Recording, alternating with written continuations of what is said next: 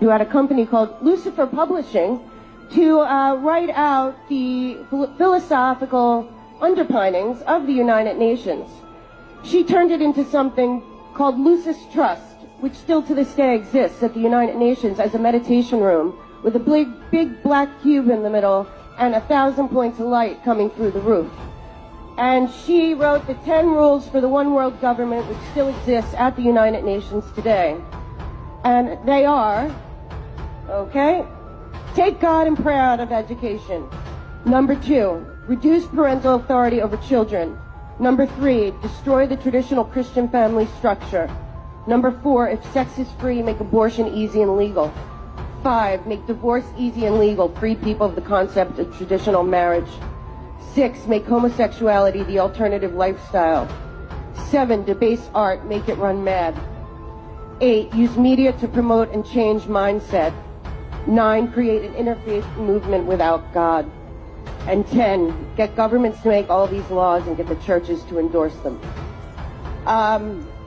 Let's just say the one thing not welcome at the United Nations is God.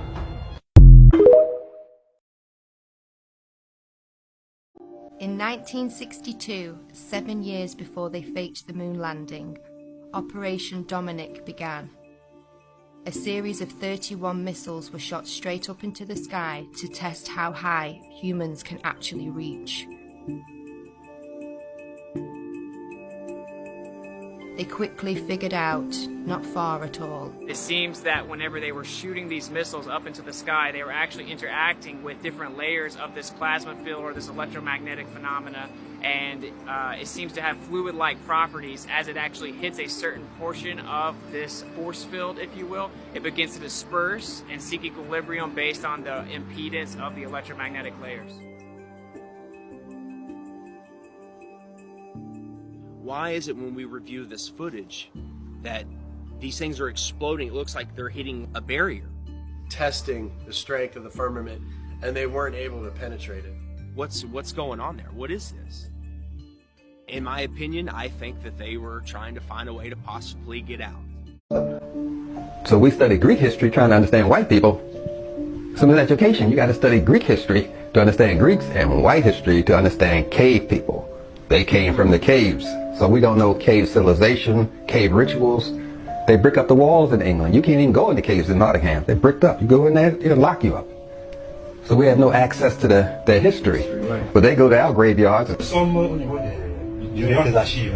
Et là, vous avez les comptes camerounais collectés par les Allemands pendant la colonisation du Cameroun entre 1884 et 1916. Ils ont collecté tous les comptes du Cameroun. Ils ont collecté en anglais et en allemand. Ils étudient ça chez eux, alors que nous n'étudions pas nos propres comptes. Ils étudient nos comptes en Allemagne. Bien sûr qu'ils ont ça d'abord chez eux. Et nous, on ne fait rien du tout. Demain, ils ont fait les dessins animés sur nos comptes et tout le personnel sera blanc. Et nous sommes pas bons de Et ouais, on va se plaindre. They're in there. They study us to market to us to control us. But we don't study them, so how can you fight the enemy if you're blindfold? Because we give them too much credit. They are not methodical. They are not that intelligent. They are not whatsoever. We give them too much credit. If they got something, they stole it. Is it true that when he heard you performing the material, that he would imitate your style when he recorded the song? Well, they did come out very close to the demos that we did. Yeah, and this will be Don't Be Cruel, as it was initially written by Mr. Otis Blackwell. Otis, go on over there and do this for us.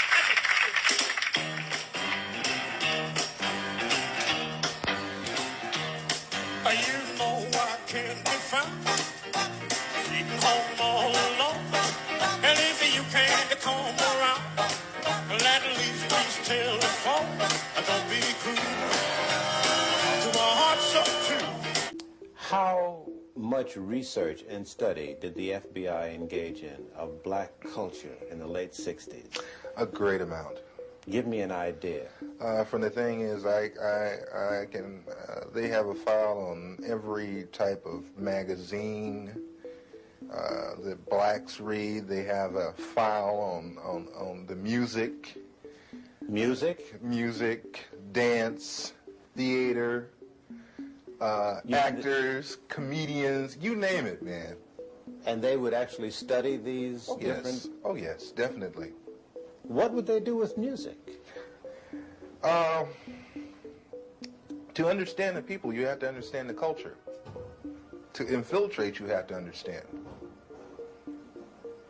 You had a lot of so-called white liberals that were infiltrating the so-called black groups using the information that they had gathered from the studies of blacks. You mean just to understand the behavior pattern of our people? Oh yeah, I can, Will Heaton could name out some jams of Miles Davis that I hadn't even heard of. He could name off some books that I hadn't even read pertaining to black culture. Did you ever see agents actually studying the music of... Yes. Yes, I've seen them going over even video portion of cultural events. The understanding, like when, you have an organization like Leroy Jones Black House. You remember that? Okay, Leroy Jones's place, which was done on the thing of tribalism. That's where I first heard the word Kintu, Mantu, Huntu, Hentu. These words of the African continuum. I learned that from an agent. He ran it down to me. They make in-depth studies of the personalities of the people they're dealing with too, culturally. It always helps it's a thing of you can take their culture and use it against them.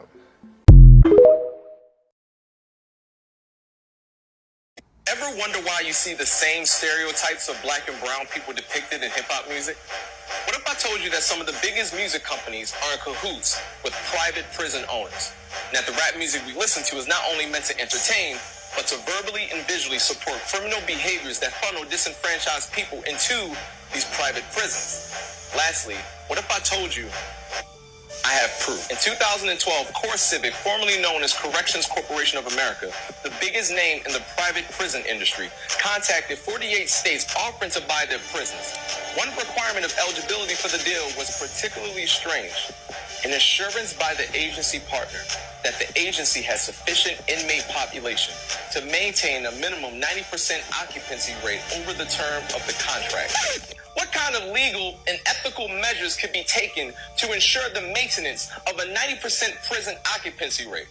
In 2012, a mere 232 media executives were responsible for the intake of 277 million Americans, controlling all avenues necessary to manufacture any celebrity and spark any trend. Time Warner, as the owner of Warner Brothers Records, can not only sign an artist, but since they're also owners of Entertainment Weekly, they can also put an artist on the cover by next week. You think you choose what you listen to, but do you? Both BET and MTV belong to Viacom. Okay, now I know that's not news to some, but when the use of these media conglomerates is cross-checked with ownership of the biggest names in prison privatization, it's starting to get a little fishy. The largest holder in CoreCivic, formerly Corrections Corp of America, is Vanguard Group Incorporated. Vanguard is the #1 largest holder in both Viacom and Time Warner. Vanguard is also the largest holder in the GEO Group, the second largest owner of private prisons in the U.S. The overlap in private prison / mass media ownership is disturbing. Let's make this clear. The people who own the media are the same people who own private prisons. The exact same people. They make money from getting so-and-so from the hood to glorify the life they live. And they don't care about the impact it has on others because money is the motive. Then when the music influences others in criminal behavior, they make money from all the impressionable low-income people of color that are expected to go inside their private prisons. Christopher Columbus, one of my favorite anti-heroes of history, one of the great fakes of all times.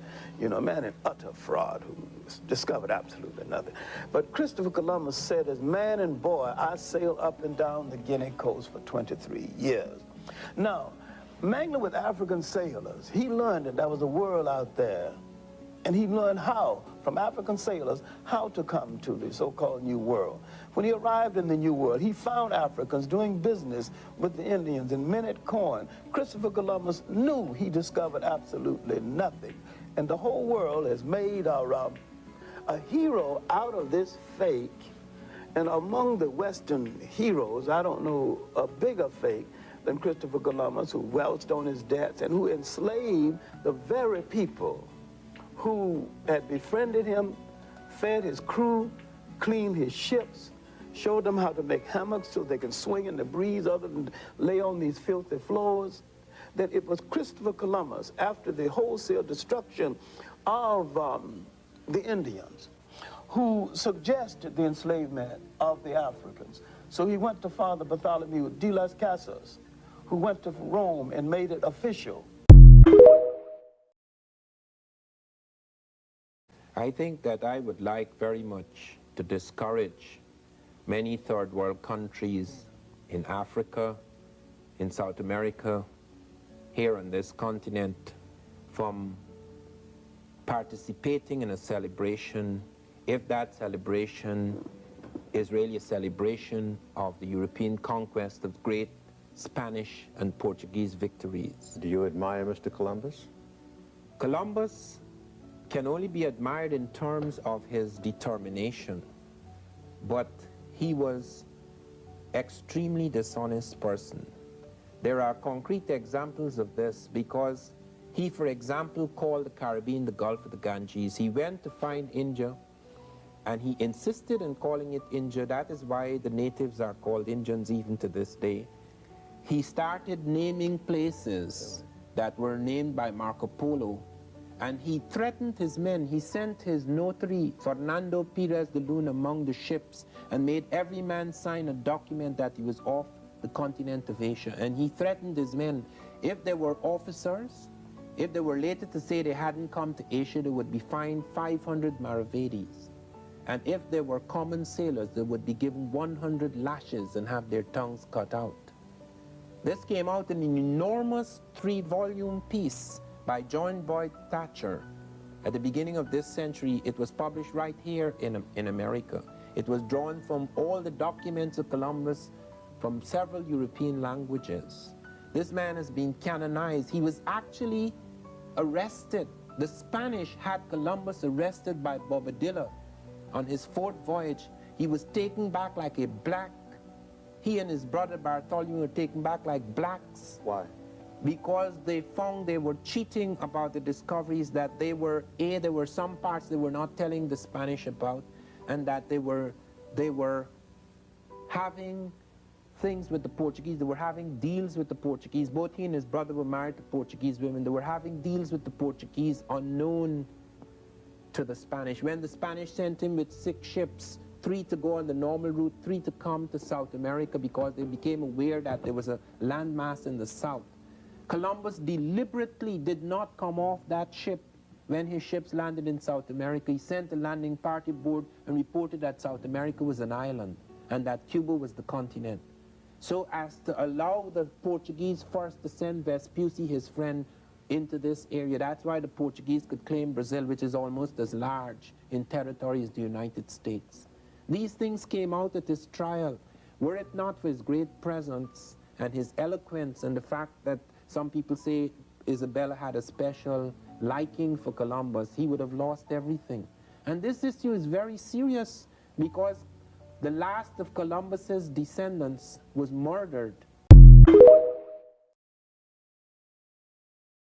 The main idea in my book is to show that early America before the coming of Columbus, was a far more complex society than people imagined, and that it involved Africans. Africans came in here. They came in on several occasions. Sometimes these were accidents, sometimes they were on purpose, and that they had an influence, an actual impact, an influence upon the formation of certain American civilizations. When we say pre-Columbus period, what are we talking about? We're talking about long before 1492. It is absurd, and only fools can still believe that Columbus discovered the Americas in 1492. In fact, Columbus never even came to this continent. Columbus wandered about in the Caribbean islands, just on the very edge of the great civilizations. Cortez came here in 1519, and he entered Mexico. And Mexico, when I speak of Mexico in this program, do not confuse it simply with the Mexico we know today. That was a center of a civilization that spread over a great part of this continent. That, when Cortez entered, he had come out of the heart of Europe, and he said when he entered Native America, when he entered Mexico, and he saw the pyramids and the palaces and the floating gardens and the zoos and the aqueducts and the running baths, he says, I have not seen its like in Europe. So the main idea in your book, you were dealing with that initially. The main idea in my book is that there were visits to this continent from the old world, that there were visits to the Native Americans in this continent, and those visits included Africans. And 2 of the visits of Africans were major and significant, and they affected American civilization. And American civilization was far more complex, far more advanced than was formerly believed. Earth satellites a few months ago revealed that the Native Americans, long before the coming of Europeans, had the most intricate network of irrigation canals ever discovered in agriculture. This article that I'm going to be referring to our home audience and to our studio audience, this article came out in the September 1981 issue of Science Digest, and it's entitled Black Kings in Ancient America. You and some other black scholars believe that these people, African people, came to this continent before Columbus. We don't believe, we know. How do you know? What evidence? The evidence is there. For example, when you go to Central America, the Yucatan Peninsula, and at Ecuador and places like that, they have caches of Carthaginian money found 200 feet down in the ground, meaning that there were pluvial disruptions, and those money was buried. So it indicates a period of time, at least from that, when you look at the stratas, you could tell the period of time in which they've been here. And when you're talking about Carthage, you're talking about at least 212 BC, when Carthage was finally destroyed by the Romans. Again, the Queen Makeda, which you call the Queen of Sheba, there are maps which Rome, the church in Rome, the so-called Holy Father, has suppressed these maps from the time of Justinian, showing South America and what is today called Central America. The maps there, and Victoria, Makeda goes back to at least 892 BC. Before Christ. Before the Let me point out another thing, just from the same article. I don't know if we can see this on television, but here is a picture. Tell me what this is, and why do you see this as proof of the presence of Africans in America before? That is the head of an Olmec, and the Olmecs were said to be the first of the indigenous Americans. And if an Olmec walked in here, then you would believe that he had come from the middle of Africa. And there is no doubt about it that all of the writers prior to racism admitted that the Olmecs were in fact Africans who had come across here.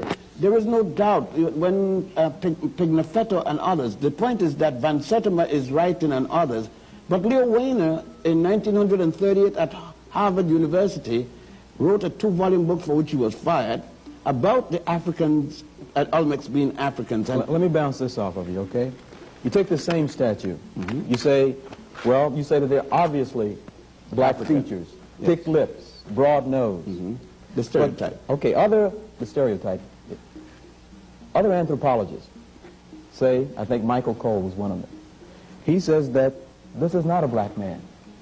He said the people who made these statues, which I understand are 8 feet high, the people who made these statues didn't have sharp enough tools to give them white features, so they're not really black statues. They're white people carved with crude tools. What's your response to that? It's strange that the tools were not sharp enough to make narrow noses, but it was sharp enough to put eyelids. So it would seem to me that an eyelid is harder to make than a thin nose. Interesting. What is? Regency England. A bit more black than they show in the movies. So was Jesus.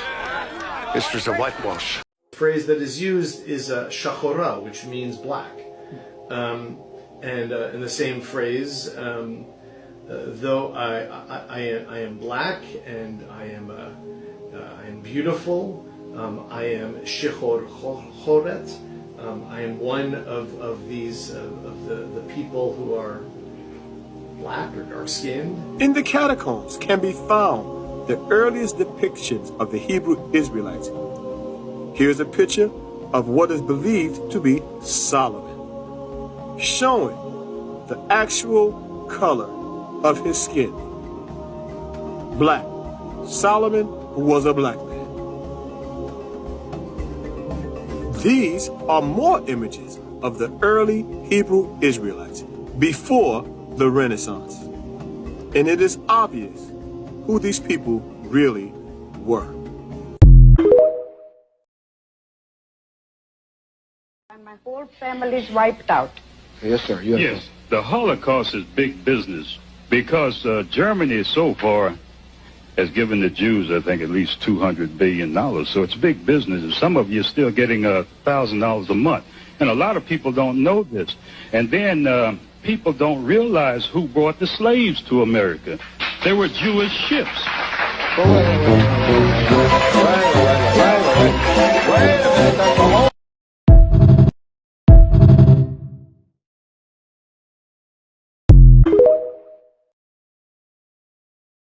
Many Jews died at Auschwitz? Less than 20,000. In all the satellite camps, including Auschwitz, and they died not of gassing. There was not a single gas chamber in all of National Socialist dominated Europe, because the killing method of executing whether criminal spies, traitors, saboteurs, whatever, in Europe, in every Gentile country in Europe, never ever historically was gas. The only nation that ever had this fetish of gas chambers, which is the most complicated, idiotic, and expensive way of killing people, was the United States.